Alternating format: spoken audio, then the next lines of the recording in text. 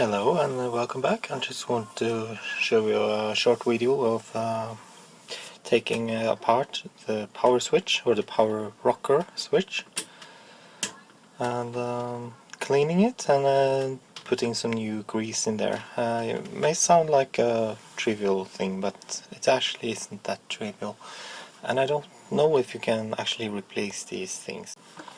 On the bread bin box here, as you can see, I have repaired this one, or I've refurbished it, and this is super smooth now, and this was really hard to press, so yeah, it was really good thing to do, and I measured with my ohm meter, and there's no intermittent problem, or yeah, you know, when there's a poor contact and stuff like that. As you can see, I made a lot of mess here, and my iron isn't up to this task, and you can see the massive copper area around there. So and actually that's interesting. If you look at the bread bin box, it's not very as much copper there. So they have really improved what shall I say, the ground plane, and that's also the reason why there's less noise on graphics and audio on these newer boards. When they're making the printed circuit boards nowadays, they're not making the solder pads like this anymore. It's more like, let me show you.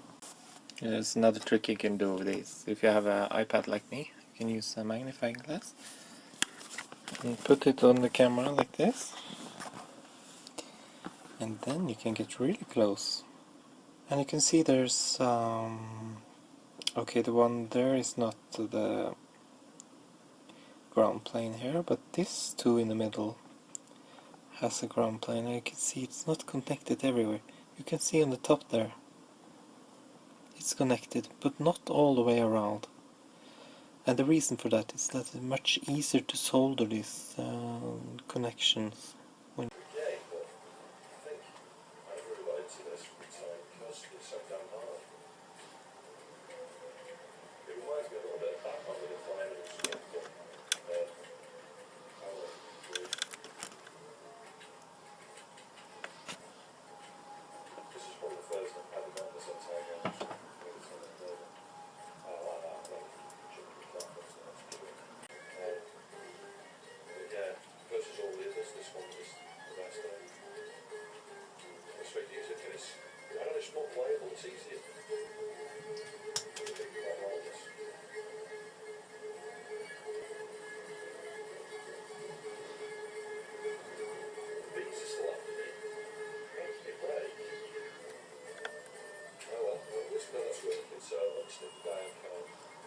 Yeah, so you can see ghost a little bit there.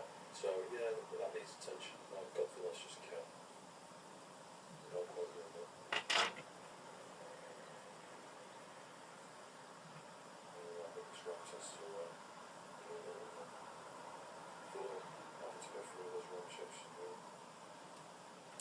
There's only 8 cookies from Big Glass lovely C64 also. Big pleasantly surprised at how easy it is to get chips off these. It makes that, I can't believe the amount of that now, but 68,000 on that ST. It's hard to believe these 64s are so much easier. Yeah, that's looking fine. All the same colour. How would you take it out? Under the climate and stuff, but something that we can actually, you know, get the teeth into to try and follow as a bubble. Something that's that, you know, one of the signals comes out and once around that way. So it'd be unusual to do it. You feed that composite in typically, and it'll then, you know, modulate, you know, so the composite's going in a straight picture. So, like, pull that bond up for a minute. It'll be a secondary run form. I guess I'll test this with the day. You need over that. Yeah, I don't want to do that. Let's have the bees down.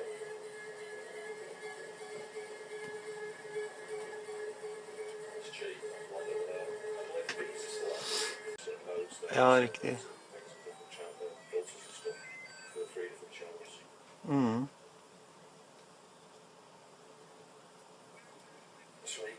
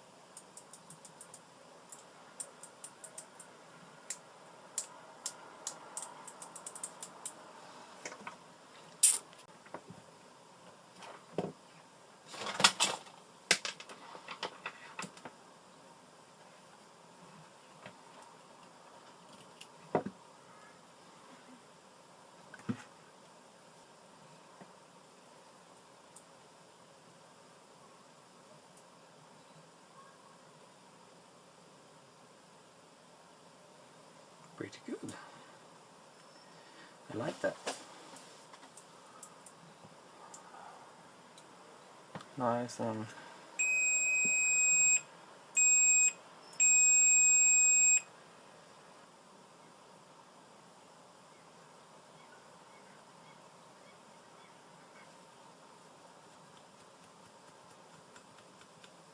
yeah, you can see how crusty it is. Maybe I should go with with solder wick. Yeah, I always put some flux on it, because then when tin starts to flow, then it flows up the solder wick. Just watch this. And when you do this, never press hard. Well, you can press hard when it's still, but when you start moving it, you shouldn't press on it, because if the wick is stuck, that means it's not hot enough, and then you can pull off pads, and that's very bad, of course. So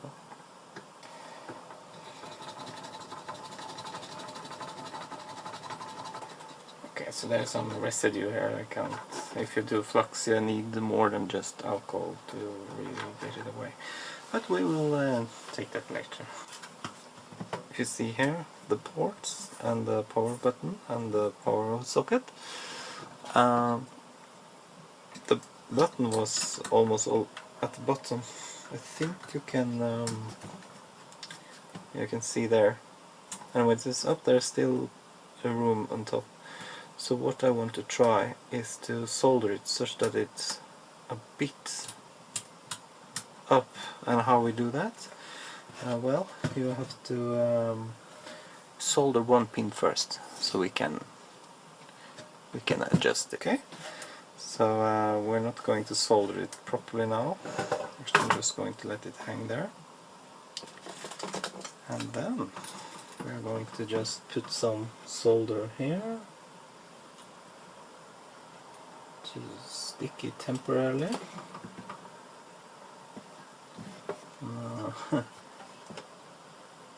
And I'm pushing with my finger from the below here. I'm actually pushing on the wrong component. So nothing happening. Okay, that's a fail. There. Alright. So now it's stuck, but it's not where I want it to be. So if I just push it very, very gently here, I can hold it. I got to be careful though, so I don't burn myself. So what I'm going to do here is try and leave some room here. Let's try this. And if it gets hot, I have to just drop it. Actually, I don't. Okay, it gets really hot there. Yeah, I'll hold on one of these legs instead. Okay, that was much better. Yeah, there's almost the same space on the top as on the bottom now. So now let's keep that position. Right, and then I just solder the rest. Yes, and one. I think I'm happy. Well, I'm happy with that, for sure. So, let's check the other side. Huh, check that out. Tin has come all the way around there. Let's see if I can focus on it. Can you see that? So tin is flowing in both directions, that's pretty good. So, and now the button used to be really hard to push there because I don't know, maybe it was touching the bottom. So now, as you can see,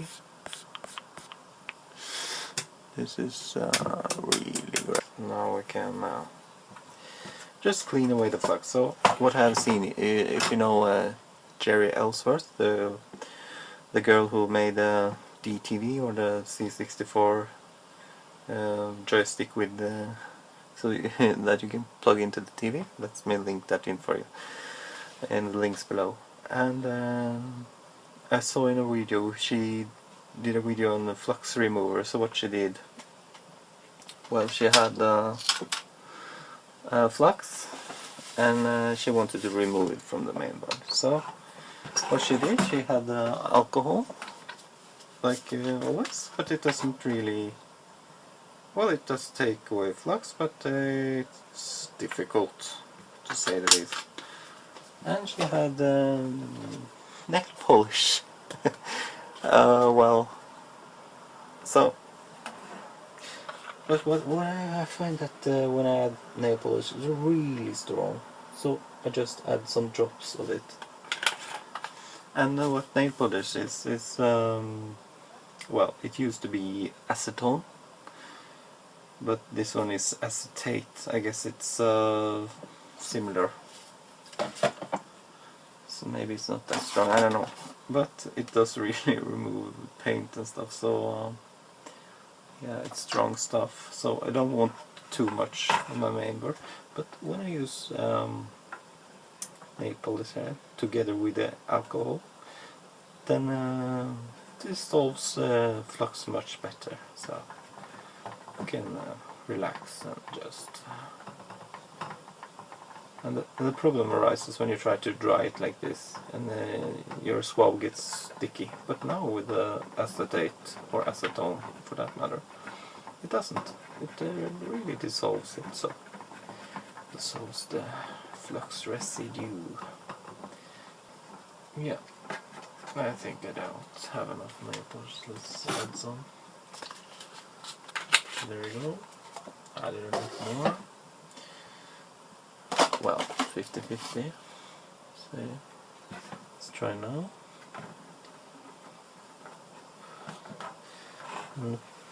Blow dry and now try. Much better. Much better. Yeah, so I didn't have enough nail polish in there. Okay. I hope you liked the trick, and it's not my trick, I got it from Jeri Ellsworth. if you haven't seen her channel, you should, because she's really into doing very interesting things with electronics. She's a natural thinker, so I think the story with her was that she, as a kid, she took apart electronics, yeah, stuff she had at home, and also she had a Commodore 64 that she liked to take apart too. So, and she collected components and did stuff with it. So she learned the natural way to see. Okay, thank you very much. Now it looks very good, so I'm pleased with that. Now I'm going to try it.